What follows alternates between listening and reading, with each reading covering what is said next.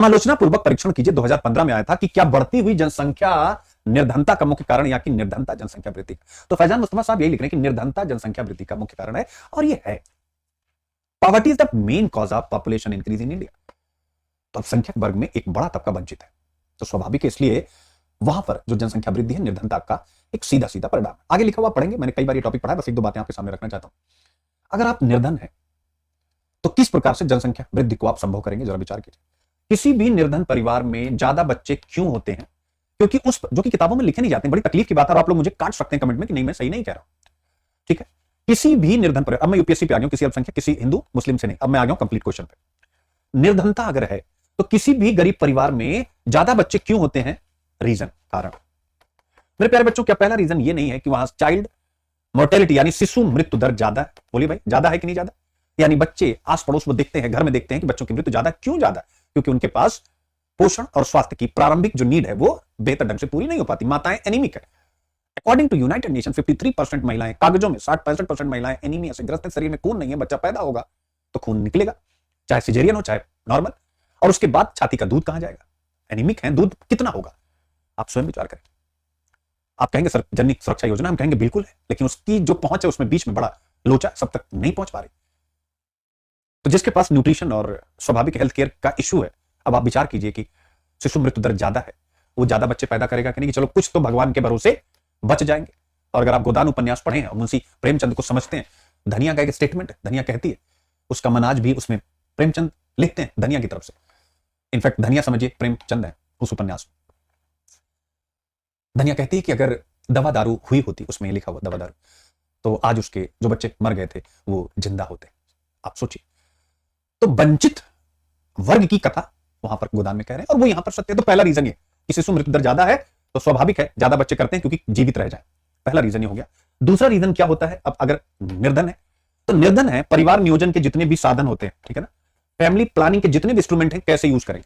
पहली बात तो निर्धन है, खरीद नहीं सकते, सरकार ने उसकी उपलब्धता बूथ के रूप में उपलब्ध कराई नहीं है, सब्सिडी वगैरह के तहत पंचायतों से ये सब मिलते नहीं। तो आप वो परिवार नियोजन के साधनों का किस प्रकार से इस्तेमाल कर पाएंगे? एक होता है एक्सेस यानी पहुंच नहीं, दूसरी परचेजिंग पावर नहीं है कि उसको खरीद सके, तीसरा उसका यूज इन्हें नहीं पता, उसकी इंपॉर्टेंस इन्हें नहीं पता। तो इसका मतलब है कि बहुत से रीजन है। निर्धनता जनसंख्या वृद्धि का दो सबसे बड़ा रीजन, जो सबसे मेजर है बच्चे, कि जहां पर भी गरीबी होगी वहां पर जनसंख्या बढ़ेगी, उसके पीछे ये दो सबसे बड़े रीजन। अब इसी के साथ एसोसिएटेड रीजन आप डाल सकते हैं, तीसरा कि किसी भी गरीब परिवार में जो बच्चे होते हैं वो एक इकोनॉमिक यूनिट के रूप में जाने जाते हैं, केवल एक बच्चे के रूप में नहीं, इकोनॉमिक यूनिट होते हैं। अब इसके बारे में कोई अर्थशास्त्री लिख देगा तो बहुत अच्छा हो जाएगा, मैं लिख रहा हूं तो आप समझ लीजिए, आर्थिक इकाई के रूप में जाने जाते हैं। मेरे बच्चे बड़ी संवेदनाओं को टच करने वाली बात है, आर्थिक इकाई के रूप में, इकोनॉमिक यूनिट के रूप में जाने जाते हैं। मतलब वो अपने घर परिवार में बचपन से ही उत्पादन की प्रक्रिया में शामिल हो जाते हैं। वंचित वर्ग, कभी स्लम डॉग मिलेनियर वाले बच्चे को याद करिए, आज बच्चों को याद करिए, प्लास्टिक बीनते हुए ना जाने कितने बच्चे आपको दिख जाएंगे।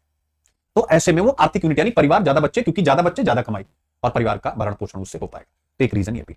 इस अपने मुस्लिम बंधुओं के बारे में बात करें तो ठीक है, चुनाव का दौर है, वो एक अलग कहानी है, लेकिन हमारी और आपकी जो रिस्पॉन्सिबिलिटी है वो यही है कि स्वाभाविक है जहां पर वंचना है वहां पर बच्चे ज्यादा है, तो हमें स्वाभाविक सबसे इंपॉर्टेंट काम क्या करना चाहिए?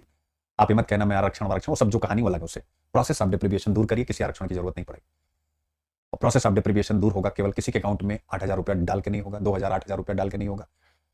वो दूर होगा कि जब आप आंगनबाड़ी को मस्त कर देंगे, प्रोडक्टिव आंगनबाड़ी, आंगनबाड़ी नहीं, नाम ही होना चाहिए PA, productive anganwadi, productive primary school, productive secondary, senior secondary और गवर्नमेंट कॉलेजेस, तब जाकर के हम प्रोसेस ऑफ डिप्रीविएशन दूर कर पाएंगे और तब हम जनसंख्या की समस्या का समाधान कर पाएंगे। अदरवाइज ये जनसंख्या आज 1.4 है, 1.5 होगी, 1.6 होगी, 1.7 होगी, ये लगातार बढ़ती रहेगी, आप इसे रोक नहीं सकते। चिंता की बात है, आप सब नई पीढ़ी, आपको नए ढंग से सोचने की जरूरत है, अच्छे ब्यूरोक्रेट के रूप में सामने की जरूरत है, जो बातें समझाई यही आप लोगों को समझाने की जरूरत है। आंगनबाड़ी तो आप ठीक ही कर सकते हैं, एक आईएएस अधिकारी तो कुछ भी कर सकता है। और यहाँ पर अभिजीत बनर्जी और एस्थर डुप्लो का गरीबी उन्मूलन पर जो एक विचार वो मैंने आपको रखा है, इनके सिद्धांत का नाम है आरसीटी, जिसे हम कहते हैं रैंडमाइज्ड कंट्रोल ट्रायल। मैं यहाँ ये कहना चाहता हूं कि चाहे राज्य की सरकार हो चाहे केंद्र की सरकार हो, हमें आरसीटी के आधार पर कुछ प्लान करने चाहिए। आरसीटी एक मॉडल है बच्चों, जो हमें सिखाता है कि प्रयोग करके और आप बेहतर नीतियां बनाइए। मतलब क्या? आरसीटी क्या? प्रयोग करके बेहतर नीतियां बनाइए। रैंडमाइज्ड कंट्रोल ट्रायल, जैसे मान लीजिए मैं आपके गांव में आया और मैंने आपके गांव के वंचित वर्ग को परिवार नियोजन के बारे में शिक्षा देने के लिए बुलाया, लेकिन हमने बुलाया और उसके बाद हमने कहा कि जो लोग आएंगे शिक्षा लेने के लिए उनको हम कुछ देंगे, दाल का पैकेट देंगे, दूध देंगे, कुछ भी देंगे, यानी कुछ हम लाभ देंगे। और दूसरा वाला दूसरे गांव में जो आपके पड़ोस का गांव है, हमने यहां पर इस प्रकार की कोई सुविधा नहीं दी, बट सूचना यहां पर भी पहुंचा दी कि आप आए, परिवार नियोजन की शिक्षा दी जाएगी।